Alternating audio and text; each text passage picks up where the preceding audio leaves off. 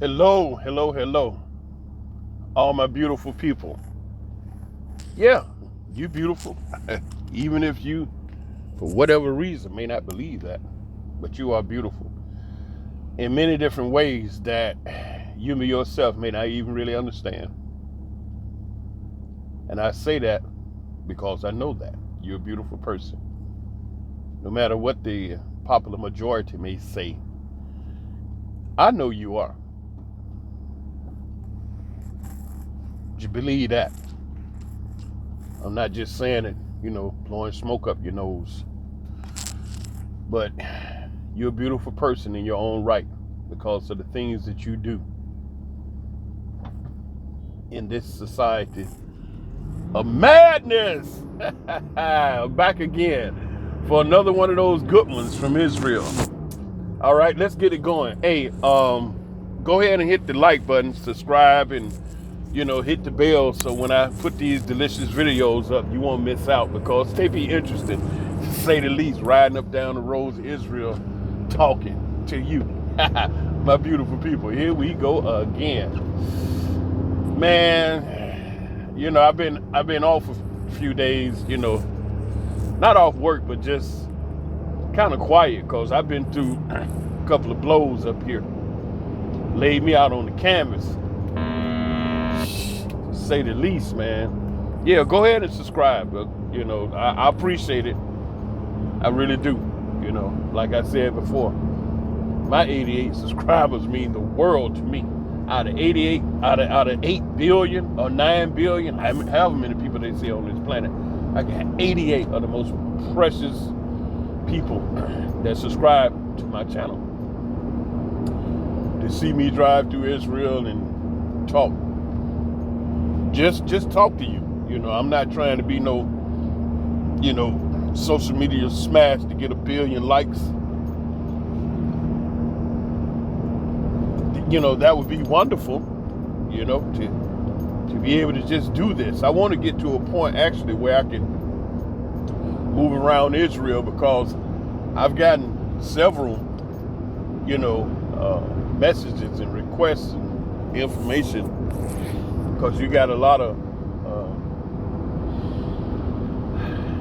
Hebrew people that want to come to Israel and everything for the reason that they have, they want to come here.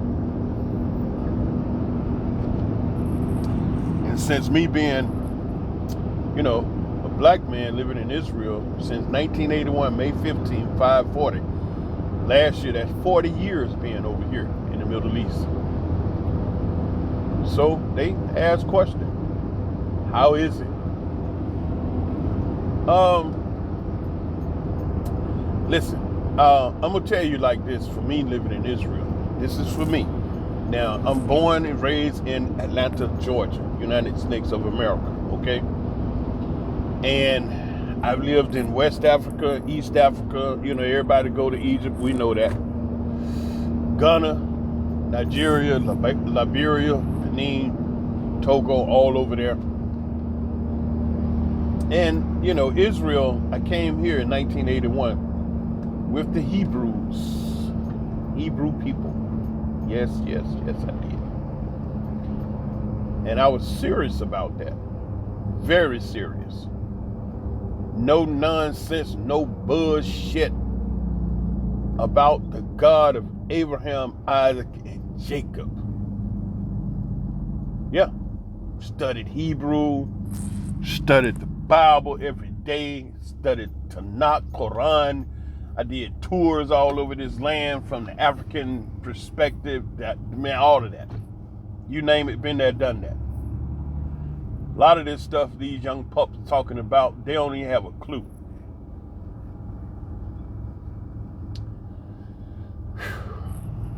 Anyway, I don't even know if I should say this to y'all because y'all might not be ready for this, man. People listening, you might say, man, this guy.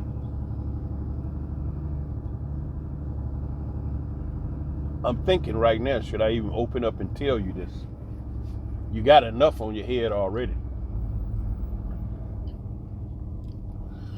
What I've learned in 40 years of dealing with Israel, the Holy Land, the Middle East, the Bible, the Hebrew, the God of Abraham, Isaac, and Jacob, the laws and understanding, and the yada yada and everything, and the holy day, the chagim, the food, the people, the energies, the spirit, the travel.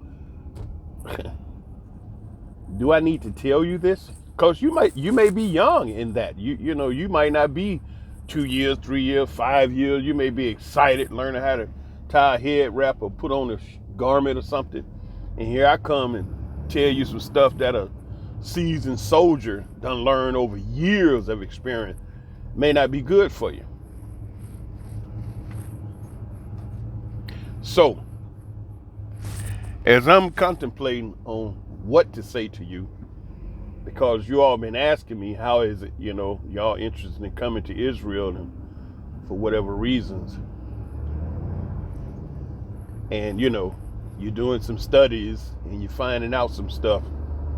Just like I found out, they all talking the same stuff.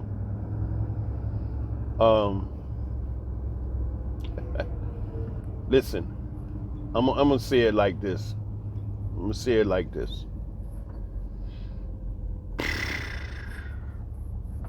The Bible, the King James Bible, the Holy Book, the infallible Word of God. Let me say it like this.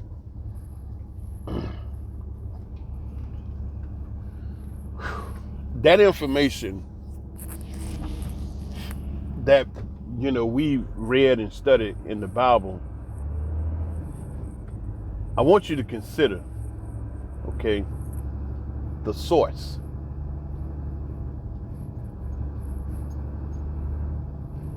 You really don't know. Just think about it. Look, I need you to not be emotional, because where we at now as a human family on this planet,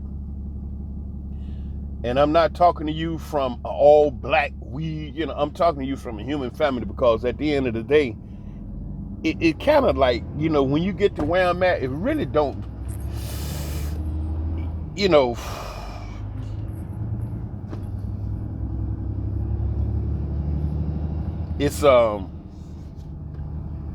it's based upon your energy, your conscious ability to be able to interpret the wisdom, knowledge, and understanding that's coming through the ether from the ancestors. Okay? The Bible. Just think about this. I'll give you an example about the book. I'm talking about just the book. We haven't opened it at all. I'm just talking about the Bible. Before you open it, what do you normally do to get a Bible? Generally, you go to a bookstore and buy one. The reason why I say generally, because some people have actually been given a Bible, handed down, different ways. Look, listen to me now. I'm just saying, you got a Bible. But I'm specifically talking now about how you basically, one way of getting a Bible, and that is you go to a store and you buy it off the shelf. All right? That's what I'm talking about. When you walk in the bookstore to buy the Bible, sometimes you'll ask the person, where are your Bibles? And they'll say, over there in the back to the left. And you go back there, you see all type of Bibles. Nowadays they got all type of Bibles. Online, cell phone, all type of Bibles. All different type of interpretation. They can make one sentence and it can interpret it a whole bunch of different ways, and you know that. The point that I'm making is, when you go in that bookstore, you don't know where that Bible book came from. You don't know. Now, you don't even know who put the book on the shelf. I'm speaking toward us not knowing, and we not knowing the origin of the book, where it came from. We know so little about where the book actually came from. We don't even know who put it on the shelf in the bookstore. And more than likely, if you ask the people working the bookstore, they won't know because they won't remember who put the book on the bookstore, on the shelf. Now, you don't know who put it on the shelf. You don't know who printed it. I didn't say wrote it, printed. It was printed at some printing place somewhere. Somebody, put the book together, put the words on there, and then boom, it's a book, send it to the store, boom, you sell it. Now you reading it. And you taking that information and based in your entire life and managing your family and friends or however your life based on that book and the words that somebody wrote on the book with some ink that you don't know where the ink came from, you don't know where the paper came from, nor you don't know who put all them words together to put it in that book to say this is the infallible word of God. How did, you see what I'm saying? And then we talk about languages. Now we talking about the original word of God was written in Hebrew. And you got some people say, but the word, this ain't Hebrew they talking. This is Yiddish. The word was written in ancient Hebrew. Well, who know ancient Hebrew today? Or you got some people running around, they know ancient Hebrew. Okay, great. Everybody want to be somebody special. Like I got the Holy Grail on what was written in the book, in the ancient book. I've been all on top of the church of the Holy Sepulchre in Jerusalem. I done talked with those Ethiopian priests up there, and I sat and looked through that Bible. They said 800-900 years old. That the Ethiopian priests sitting on top of the church of the Holy Sepulchre in Jerusalem that you all don't know about. I done looked through the book, the 800-year-old book they call the Bible. You understand? Written in Amharic. See. We're not talking English. We're not talking Hebrew, Yiddish, Hebrew, French, Spanish. We talking about Amharic now. It's written in a language I can't even understand it. Then you got other books. And all of these books and all of these writings and all of this information says that this is the God of whoever. And this is the great, powerful, almighty, and this is what you're supposed to do.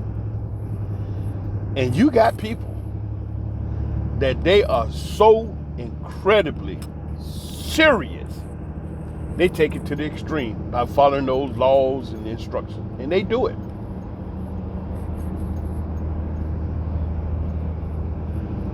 And they do it. And a lot of people do it. Do you know that there are over 20,000 different religions and belief systems upon the face of this planet? From everything from worshiping the cow doo-doo to worshiping statues, There's a lot of stuff floating around in the religious world. But you see what I'm doing here? Zipping up and down the road in this truck every day. There's not nobody's religion that governs this work that I'm doing. And I was with the Hebrews 30 years. And I ascended to becoming a Hebrew priest. Yes, studied the Bible in Hebrew. All of that. Been there, done that. But it didn't change not one thing that I have to do to get this money.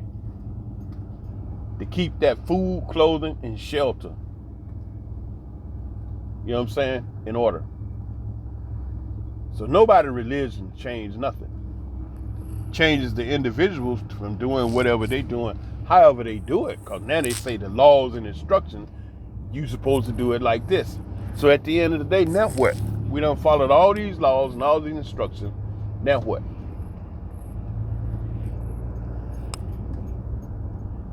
After all the years that I've put into dealing with the Bible, the Hebrew, here's what I'm going to tell you.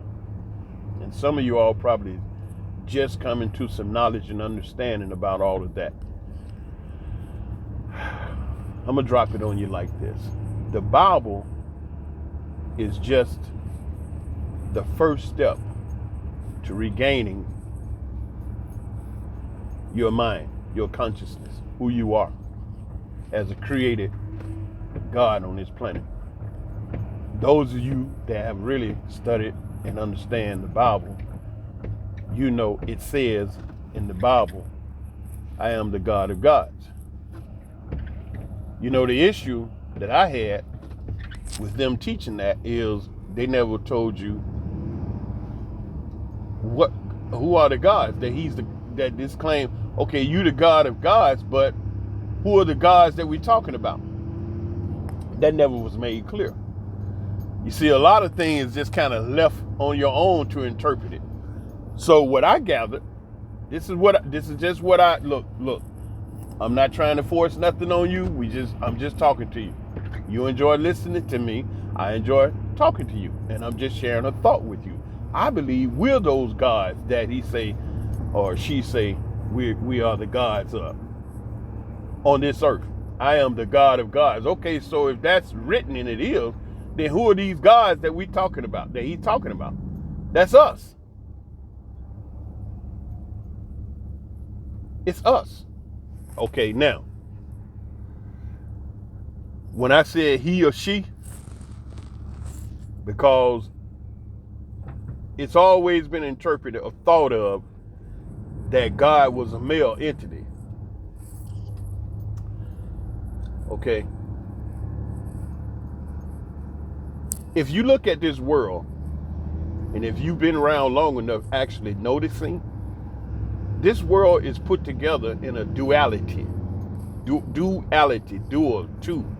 Left, right, up, down, in, out, back, forth, hot, cold, day, night. Yes, no, positive, negative, male, female. That's the way this world is put together. I didn't say anything about a God, a creator. I just said the way that this world is put together is duality. If you got left, you got a right. If you got a back, you got a front. If you got a up, you got a down. If you got an in, you got a out. You got a cold, you got a hot. You understand? You got a day, you got a night. So this world is put together in two parts. Then, when we break it down, one part we say is male, and the other part we say is female. Okay? Can we agree to that? Okay. All right. We got that. Now, let's get to the God concept. Because this has always been a very interesting conversation. And I'm going to tell you something that you may not have heard before. Let's go to the first page of the Bible, in the very beginning, over there. Back over there in Genesis, where it says,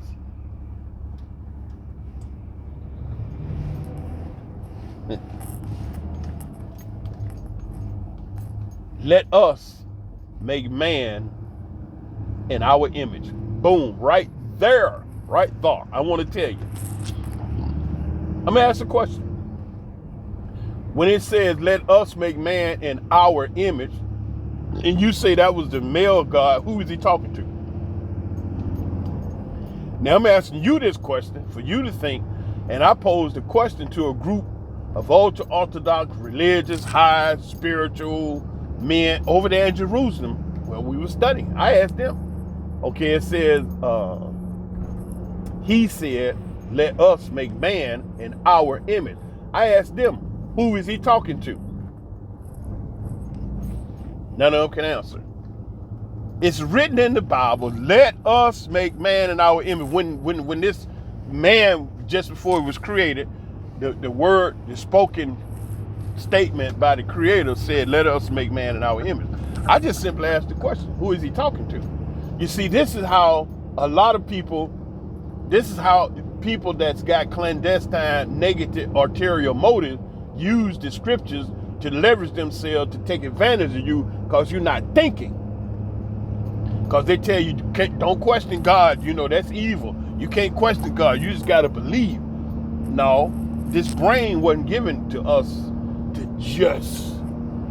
It was given to us to use. With all this matter in between your head, do you know the average human uses less than 1/10 of 1% of the capability of his brain? That's already been proved. less than 1/10 of 1%. 1%, you break it up into 10 parts. 1/10, 2/10, 3/10, 50, 5/10 is a half. So you take 1% and you divide it into 10 pieces. The average human uses less than one of those 10 pieces on a daily basis. You see this stuff out here we doing, going up down the street. This don't take no thought process. Hell, you can look at the way a lot of these people drive and know they mindless. All the dumb stuff they be doing. So the average human using less than 1/10 of 1% of the capabilities of the brain.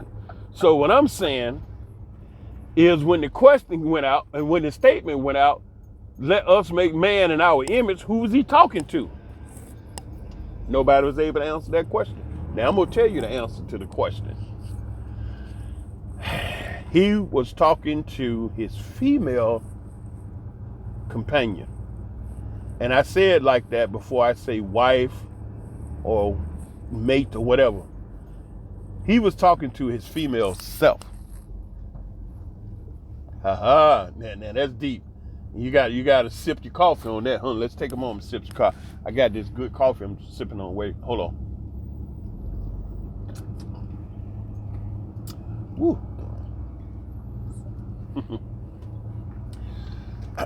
Okay, you ready? You ready to go forward? Okay. He was talking to his female self when he said, let us make man in our. Then let's break it down.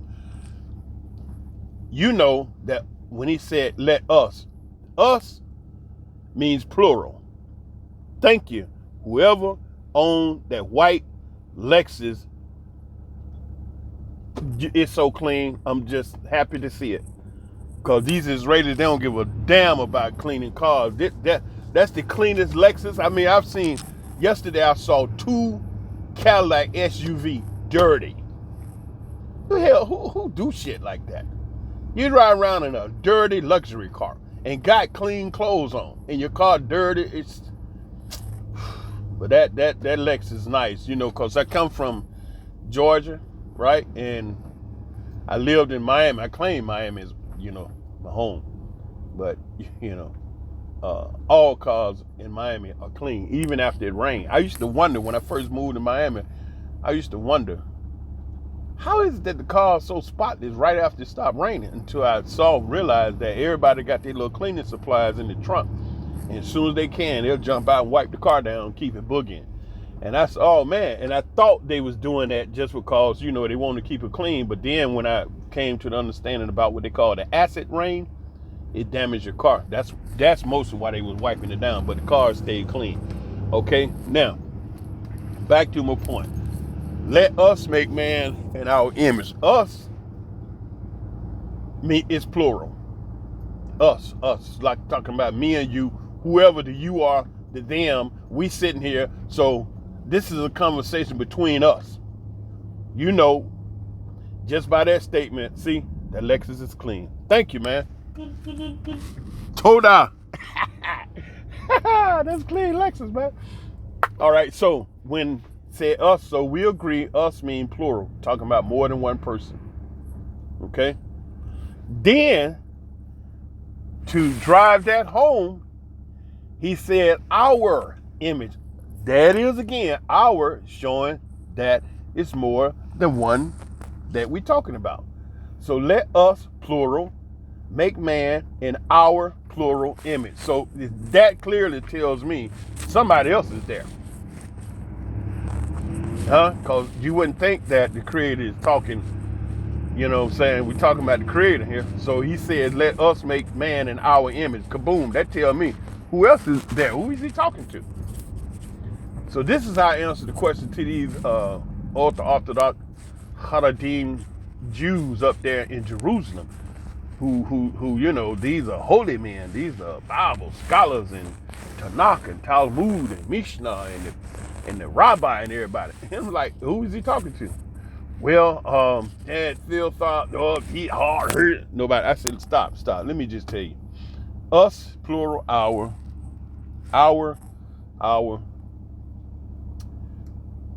He was talking to his female self.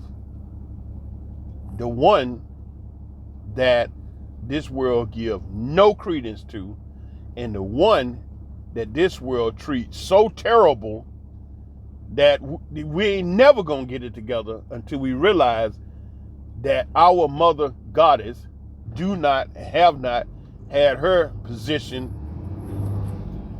to thrive on this creation under a male-dominated, chauvinistic society where the women is battered and tattered and raped and robbed and pillaged and used as an item for the pleasure of stupid men. And so, this creator who said, let us make man in our image, was actually talking to his female self. Being that how can I answer that question? Look at what he created. If he said, let us make man in our image, the answer is in that he created, which was male and female, right? He created Adam, and our mother, her name in Hebrew is Chava. You got Adam and Eve. Her name is Chava in Hebrew. In English, Eve. So he created Adam, according to the story in the Bible, from the dirt. And how can we prove that? Is look at the human body, and you see the human body is made of 102 minerals. You find all the minerals in the ground, in different plant and fruit and vegetables. So that gives us our connection to the earth. And if you're talking about really ingesting some real good nutrition, sea moss has 92 of the 102 minerals that the body is made of, and the other 10 you can get some bladder whack, and you have all the 102 minerals that we're made of, these bodies that come from the earth. And then after he made the male, he created the female from the same body of the male that he had created. This is according to the story. And so there in the garden, he created man and woman, male and female, after the image of himself, because he said, let us make man in our image. So the image that he created was the image of himself, which was male and female. And that's why I say this world is so fucked up, because the fact that the world do not treat the female as a goddess that she is. Kaboom! Now I'm going to have to stop talking now, because y'all done. Shit, that right there, I done said enough. I don't need to say nothing else. You can go on and chew on that all you want. Y'all can take that, twist it, bend it, discuss it, whatever. But this world is hella off balance because the female is not involved in the major activities of this world. The right female, not nobody like Hillary Clinton. Because if you got the female energy in these negotiating meetings, you won't have no wars. Why? Because the right female that have that mother nurturing energy that she was created with, she was sitting in these meetings and not come to a position where they're gonna go to war. Like this crap that's happening now with Russia and Ukraine, which is their business. That is their business. And America trying to get involved because America trying to make some money. That's all that is. Y'all, you can twist it, bend it, shape it, lie it, squeeze it, however you want. Look, America, in the 240 years since America been America, they have been at war or some kind of conflict somewhere in the world for 225 of those 243 years. They've been at some war. So they ain't been at peace like maybe 20 years or something, some change. That's who they are, warmongers. So they smell money over there between Ukraine and Russia. That's why they always sticking their nose in there in some war and all of this. You understand? And so, do you see females sitting in the meeting? No. Because why? If the female was in the meeting, you know what she would be concerned about? The children dying. Because old ass funky men sit up and start these damn wars over some bullshit, dick measuring, arrogant, because they want to make some money, and young men and women die. And the mother ain't gonna go for that. No. Oh, no. She said, we got to think of something else. But we not sending our babies out there to die, because that's what's going to happen to the children. And the wife going to come in there with the meeting with some cake, some cookies, some tea, and you sit your asses down and eat, relax here, and let's think and talk. But we're not going to send these babies out to war. That's what will happen with the female energy. It'll be balanced in a more peaceful situation, because the mother, she's concerned about the children getting killed. And you don't see them old ass men out there on the battlefield. They sitting up in the board meeting making all these damn decisions that send them babies out there to die. It's just like over here in Israel. I give you this here. When Benjamin Netanyahu was prime minister, oh man, you had a lot of Israelis that was saying he the only one that could protect the country. Netanyahu, he the only one that could protect the country. Boy, that used to tick me off like in an instant. You know why? Because when I started working this job for Soleil Bonnet, delivering diesel fuel, when I started working here, this company, they was building a wall around the city of Gaza, down there on the southern border between Egypt and Israel, Gaza City. The wall was being built, okay? Now, you know, it was a hot zone because, you know, Gaza, Israel, the Palestinians, they ain't friends, you know. So when we worked, we had to wear bulletproof helmet, we had to wear bulletproof vest, we had to stay cognizant, you know, sharp and conscious of, you know, the surroundings. And many times I'm out there filling up equipment, and a few times I was up on the fence of Gaza. I mean, literally, I rolled the truck up there, and some of those, you know, heavy equipment was over there on the other side, the dirt, security dirt, and I had to get clearance from the commander of the area before we could go over there and put fuel in the equipment. And the commander, you know, they got their stuff together, and they got drones in the sky, they got all type of security. They know they can tell you if a rat piss on cotton out there. You know, all of that. And so when the captain told us we could go in there, we had to zip in there, fill up, and get on up out of there. And they had us under heavy military security. Tanks. They had these big ass guns up on the hill, man. One of the guys I worked with said when he was in the military, he used to calibrate them, used to fire them off. 60 millimeter big ass gun. Bow, bow, bow, bow, bow, bow, bow. And they could fire it all the way across the city of Gaza. And so all this shit is going on. All right. And so we out there with the soldiers. You know, they tanks and the guns and everybody. And so one time when I saw the rockets, I was out there, you know, I was in my truck and I was filling out some paperwork, and I had my head down in my truck on the road. I was facing north. And then my peripheral vision, I hope I'm saying that word correct. My girlfriend, she corrected me because, you know, I'm from Atlanta, Georgia, and I can slaughter up some word. And I said, I think I was saying parenthetial, but y'all know what I'm talking about. I was looking at my paper, and to the right of my eye, I saw some white go across the sky. And the first time I didn't really pay attention to it. And when I saw it again, I looked, and it was some white streak going across the sky. And, you know, it kind of looked like an airplane. You know, you look up there in the sky and you see the white, you know, that's what it reminded me of. And so I'm standing there looking, and then I saw another one come up, and it came from the ground way over there. You know, I'm sitting next to Gaza now. And so I'm like, what the hell? It was rockets being fired off toward Israel northwards. And then when it done, damn, they shooting rockets, man. I got on up out of there because I'm in a fuel truck, right? So anyway, when I remember when I was leaving out, the soldiers was running toward the border. They came over that damn hill like rat patrol. Boom, them big ass tank, boom. And I'm going out and they coming in. And these was children. Hell yeah, I get emotional. Cause people be talking shit about Netanyahu, the only one that could protect the country. When that shit happened, they put Netanyahu in a bunker, and them babies is out there handling that shit. So don't tell me nothing about goddamn the ton of y'all who the only one.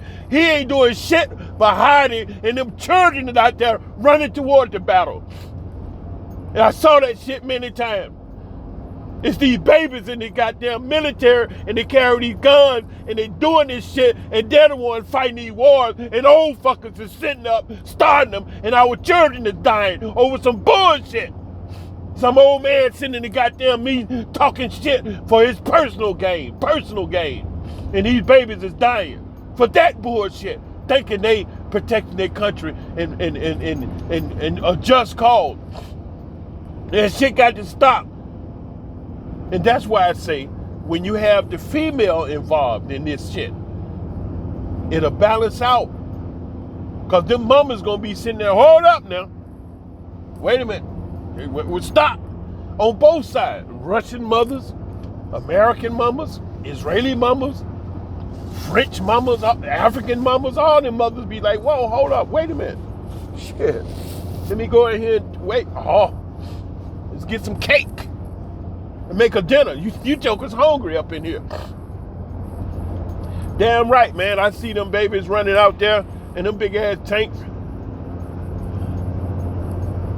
And we leaving up out of there, and they running toward the border to do whatever they feel they need to do.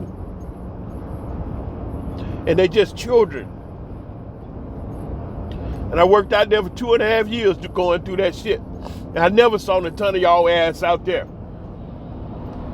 They tell me the ton of y'all the only one that can protect the country.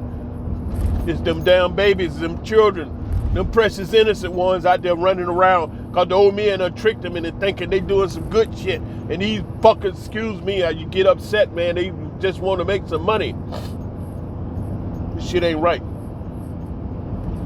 Them babies, man, they thinking they doing. I work with a lot of them young children, the Israelis.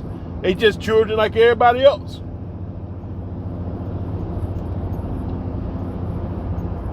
And been convinced, just like all the children, all the wars around the world. We doing this for the country, you know, all this. And the old bandits is sitting up collecting their coins. And at the end of the day, that's all it's about. They lied about Vietnam. They lied about World War I, II. They lied about Afghanistan, weapons of war. They lied about Gaddafi. This is just lies, man. And the mothers, if the woman was involved in more of this stuff, it wouldn't be like that. And then you have to ask yourself, what was he saying when he said, let us make man in our image? Who was he talking to? He was talking to our female mother, the goddess, that have never gotten her just due position on this world. She don't have her throne, her queendom as a queen, goddess mother, to function. And that's why women is always crying out, trying to get some, a little, room to be herself. You understand? And especially the black woman. Black woman running around here trying to tell people black girls rock, black girl queen, black girl this, because she ain't got no space. White girl running around, she all over the world doing whatever the hell she wants. Short tits, no problem. I remember I saw a protest over there in America, and this white girl was out there and missed all them black guys with a big sign of, I love black dick. I said, I be damned. You see that? Ain't nobody bothered. So yeah, this question, man, let us make man in our image. He was talking to our mother, and the image shows us who he was talking to, because the image, he said, let us make this image let us make man in our image. So man came out male and female. So that means he had to be talking to another female, because if he was talking to a male, instead of it being Adam and Eve, it would have been Adam and Steve, two dudes. The image. If I sit up and tell my wife, hey, baby, let's make us some children like us.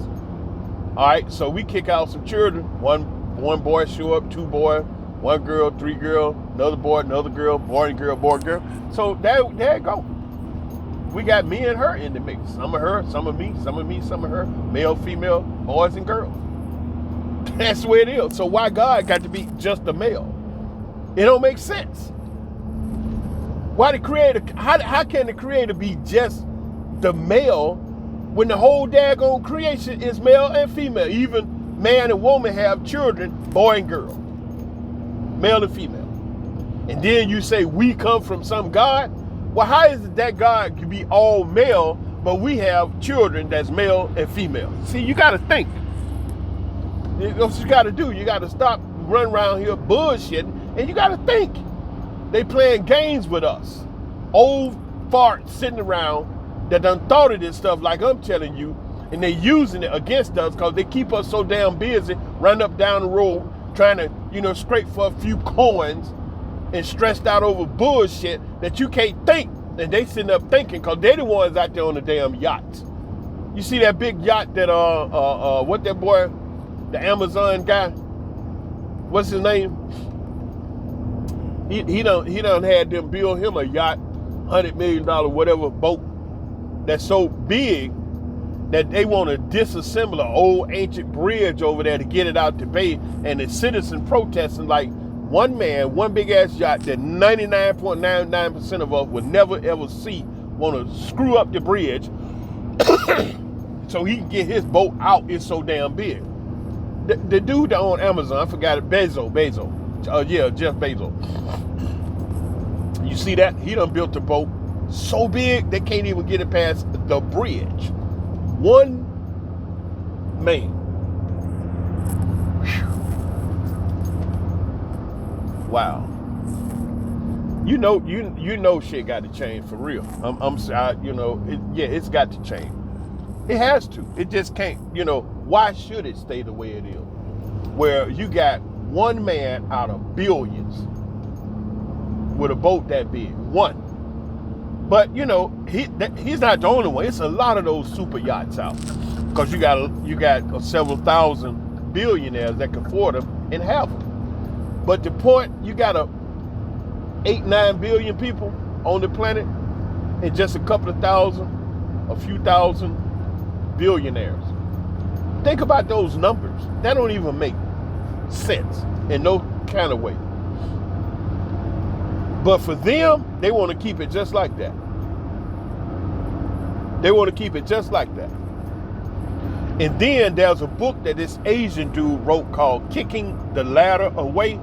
You know what that book is about? It's about how the wealthy, like Jeff Bezos, Zuckerberg, Gates, the Jewish billionaire over here with the oil and all that, they absolutely take away the possibility of someone else coming up and being wealthy also. They make it difficult. They deliberately make it difficult for anybody else to come up where they at. It's called Kicking the Ladder Away. You got to read, check that out. They deliberately make it difficult. Like, you got an idea, you want to do something. Why in the hell is it so difficult to get it done? Okay, you need some money. Why is it so hard to get money when they burning billions a day? Old money that's out of circulation that, they don't have the need, it done wore out, it's worn out. So the serial number is it's done with. They burning it. They burning pallets of money every day. And that money been out there in circulation all that time and you couldn't get none. Think about it. How screwed up is that? Why? Why has it got to be like that? They sit up and tell you prices going up. You notice any little thing that come up, they use it to leverage more money in their pocket. Oh, the supply chain problem has caused the prices to go up. Why? Why the price got to go up? Because in the capitalistic society, a shortage creates the demand, which causes the price to increase because I don't have much of it. And then, if the shortage is not there, they'll make it short. I'll give you another example in Israel. I just came to Israel Ooh, this was back in the 80s, early 80s. I came in 1981, so this was like maybe 1982, 83. And they in Israel, back in the day, the number one market that you would go and shop at is named Tenuva. Tenuva is still in business. It's a big food chain here in Israel. And back in this day, 81, 82, 83, Tenuva had this huge market in Tel Aviv where you would go and shop, and you had a lot of the other food, vegetables stores around the country that would take their big trucks there and get their supplies from Tenuva. That's the national food distributor, where if you own a food store, vegetable store, you would go there, and you would your ID, your store, you be registered, and you buy the food, and the government can keep up with how much you purchase, and they can know how much taxes you should be paying. Well, we used to go to Tenuva back in the day, and I remember one time that I was at Tenuva, and I was standing there. We was loading up our truck because we bought all this food collectively for the community, and as we was loading the truck, I happened to look up and notice across the parking lot this huge 20 ton dump truck was rolling slowly across the parking lot, and I noticed all these tomatoes in the truck. They was not boxed up. It was a dump truck. They had just loaded the truck up with tomatoes, and they was high enough that I could see that it was filled with tomatoes. And so that was kind of strange. And I asked the guy standing on the dock, "Hey, what's happening with those tomatoes over there in that truck?" He said, "Oh, they're going to dump them." I'm like, "Huh? They're going to dump them?" I said, "What do you mean dump them?" He's like, "Zrochotam. Mashpa? Maze Zevel?" He said, "Yeah, we're going to throw them away." I'm like, "In the garbage? Ashpa? In the garbage?" He said, "Yeah." I said, "Why? There's something wrong with them?" He said, "No. Ain't nothing wrong with them." He said, "No." I was like, "Okay, then why are they throwing them away? I don't understand." He said, "They're throwing those away so that all that is left is what we have here on the dock to sell. We don't have anymore." I said, "Okay." He's saying that way because we don't have anymore. We have to up the price because this is all that's left. I said, "But you're throwing a whole truckload away." He said, "Yeah."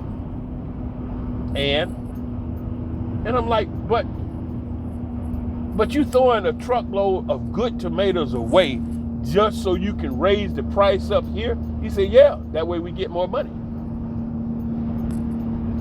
I looked at him, I said, "Damn." He said, "What?" So I said, "Hold up, wait a minute, stop. Those tomatoes can be eaten." He said, "Yeah, but they're gonna throw them away. And then we can charge more money because we won't have any more tomatoes." I told him, "You know what? Y'all making a bad mistake." He said, "What?"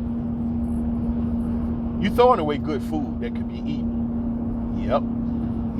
And I said, "In a land where you have elders that